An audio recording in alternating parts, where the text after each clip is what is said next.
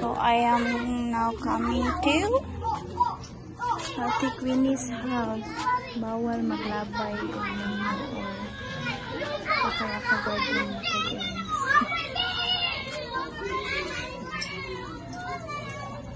So I think this is Queenie's house.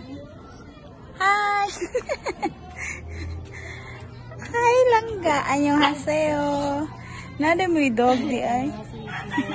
Pwede ko musod? Ano yung mong ate? Hi sa mong ate. Hi, look pretty sa mong ate. Uy. Okay ka, uy. Okay. Okay na kay dili pretty. Asa yung papa na yung papa? Answer ka nang nagilak. So since you've joined the channel, your house wasn't visited, right? So mag-house tour ko sa inyong balay ha. Okay ka? So this is Queenie's Jibo. So mo na imong family ati. Pila gali mo kabuok? Ikaw, imong mama, imong papa, ate and kuya. So you are the youngest. Yes, sir. So where is your kuya? Answer na unsa to nag-immersion Grade 12. Nya si ate nimo? Di ka naman siya nagka-enroll sa Ano bi ka pretty sa imong ate oy. So mag-college na ka. college na. College second year. Okay, nagpa-clearance ko karon Asa man nga school? sa ECLC. ECLC. So how old are you? Mag-20 na ko this year. Pretty cake ko. Karon ba ko kita nimo? Okay. So ECLC day ka private no? Laban sa tuition fee. So shoes. So ari nga part is your kitchen. Okay, so this is your kitchen. Kanilang ga CR? Ngayon sakit ko, sir. Ako ablihan. Sorry. Okay ka na, uy. Okay, so walay door inyong CR, no? Wala sad mo water? Naaman, sir. Nika na mi dito sa katong church na burn again. So kato para host 200 every month, no? Ngit-ngit lagi lang gano, wala mo electricity? Solar lang, sir. If kanang sige nagtitipon magkalingot mo. So solar mo. Wala dyan mo inyong own electricity. So, nag-on mo, nag-stove or butane? Butane mo, sir, kanang. Then naman may gasoline. But if you have gasoline, you will use the stove. So, Derek, kakinsa man yung room? Sa akong papa o akong kuya, sir, dito kaya akong ate. So, this one here is her father and her brother. And this one here is her sister and Queenie.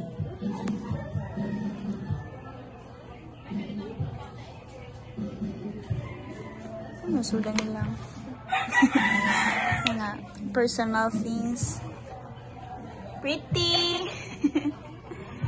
So, dili makita na nimo ang Ate Maxine, right? Makita naman siya lang. Yeah, there is a back portion kay Lati Caitlyn, no? Nga way. This is way to Ate Caitlyn's house.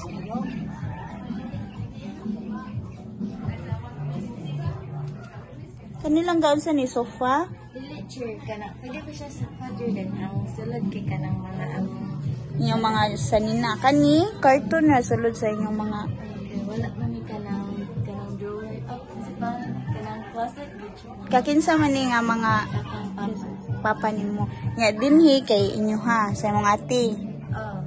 Kay klaro man kay colorful.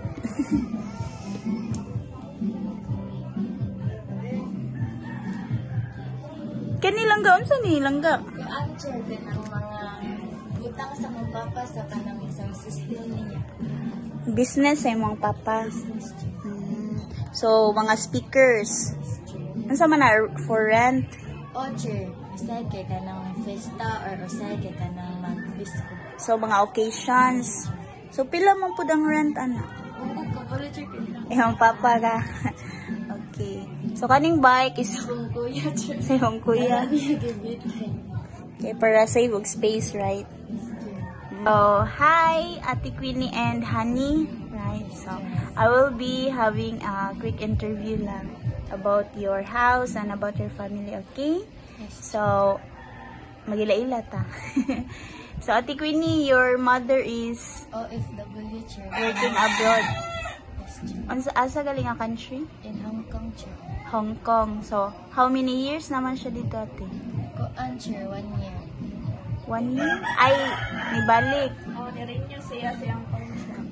But, if in total, pila naman dyan siya ka-years nag-work sa abroad? Koan. Mag 3 years. 3 years na. July.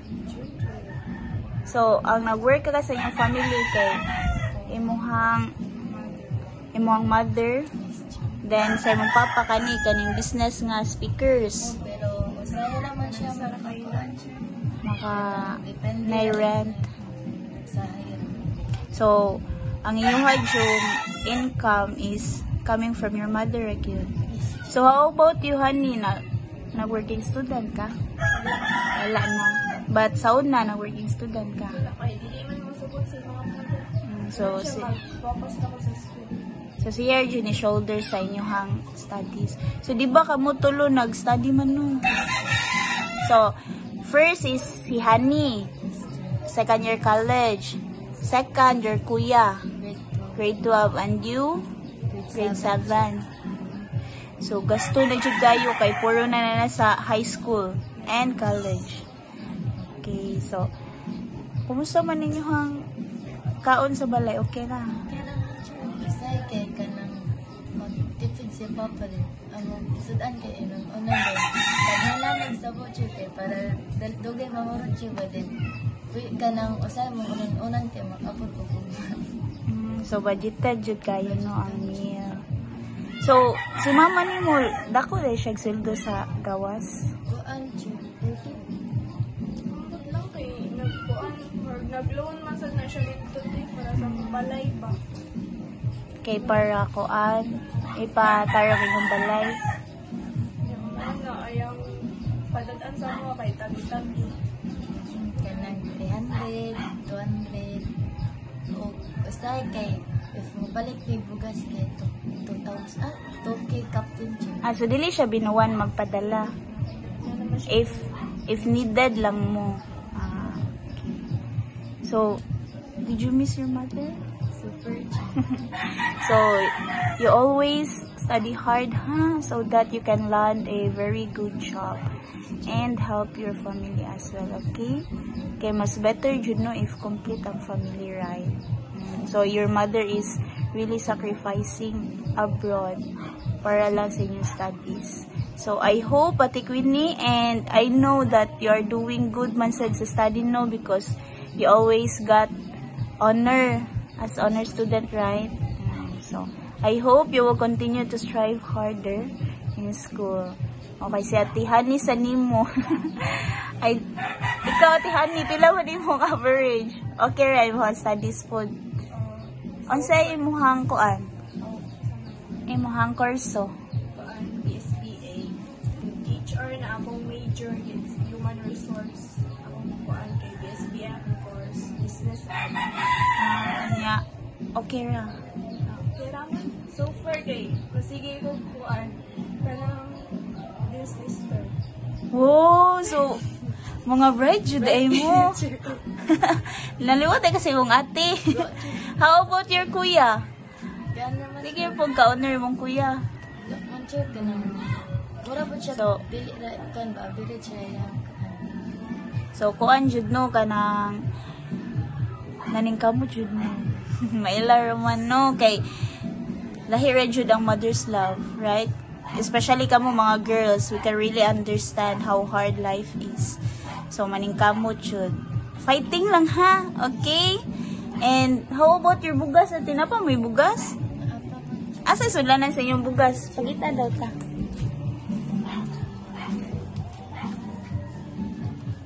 pa man nagpalit sa og araw. bugas akong papa. So if wala may bugas, mo kontak ka nga sa imong mama. Teacher niya magpadala na siya sa Gcash. How about sa electricity ate? Teacher kanang usahay teacher kay if mag-study ka din. Need jud na kog sugat teacher kay kanang mag-flashlight ala kung gamiton if magsuwat ko o mag-study kay. If kagabi teacher kay dili na siya musigag maayo kanang sigag. Hinay na siya no. Okay, volts ra man gud siya. So dali ra siya ma-off if ever dili na gud ma-charge. Okay, since battery ra man siya no. Alin din. So how about the study room lang ga? Teacher, naka-help siya maayo na ko siya. If walay kwarta si Papa kay mangayo siya na ko para palit sa say bugas or kanang usay kay sudan then ang baw nila ate o kuya. Then does it help your studies? Teacher kay kanang usay siya kay di ko mangayo og baw sa Papa kay kanang kuwang nagud ang pada ni Mama. Then there is a kuan kanang if wala mo isuga, di ba, you will do your homeworks, your assignments at the study room. So, how about the lessons? Ano man teacher, naka-learn jud ko maayo teacher kay kanang advance akong pag-learning teacher but paras pud ato pag first quarter kay nakabalo din ko sa lesson kay imong Thank you, teach. So, I am very happy that you've learned something in the study room and it helps you as well. So, ikaw, okay ra nga ni join si Ate Queenie sa study room? Yes, okay kayo kay tabang-tama din sa sakan ba study niya asayan sa mga tao siya sa mga kwarta nakatabang jud ang study room sa iyo. How about Ate Queenie's attitude here sa inyong house, the behavior of Ate Queenie? Sa ikay kuan sige nag-cellphone hindi masugo ba. Okay ra may noon kay may kamot pa sa siya sa kuan.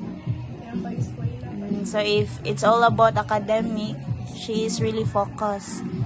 So Ate Queenie, always nga maminaw ni ate ha o ni kuya since they are older than you.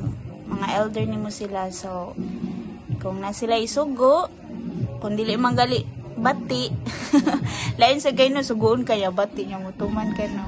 So tuman na lang ate ha. Okay?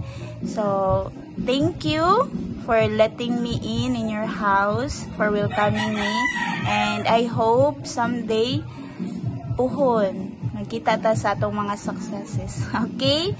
So thank you honey and Ate Queenie. Bye bye.